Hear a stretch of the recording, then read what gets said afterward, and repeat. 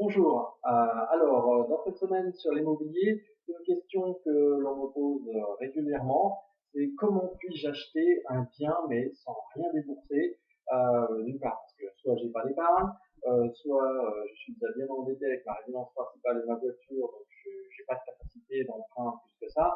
Comment puis-je faire pour investir dans l'immobilier sans rien débourser et tout voilà et investir dans l'immobilier locatif principalement.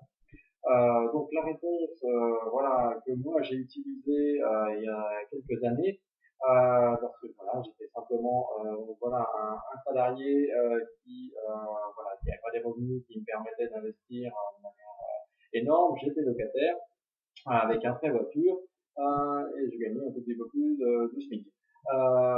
Donc comment faire? Eh bien, il m'a fallu utiliser l'effet de levier principal qui est le crédit. Euh, voilà, donc en achetant un immeuble complet, donc voilà, l'équivalent de 4 appartements, tout en étant au SMIC et au locataire. La chose principale, c'est le CDI, bien entendu, pour avoir le crédit, chose que j'avais, heureusement. Et donc, pour ce faire, eh bien, j'ai créé tout simplement cette méthode de, voilà, d'avoir des locataires, acheter un bien totalement loué, qui me permettait d'avoir le lendemain de la signature et d'avoir les clés chez le notaire donc pour payer l'intégralité du crédit. Donc il fallait que j'aie plus de revenus locatifs que de montants de crédit. Donc pour ce faire, allonger au maximum la durée du crédit pour avoir une échéance faible et donc avoir un effet de levier le plus important possible et dégager idéalement même un revenu complémentaire. Donc financer à 110% votre investissement, à savoir le montant du bien, les frais de notaire, les frais d'agence, voilà, tous les frais de dossier, tout.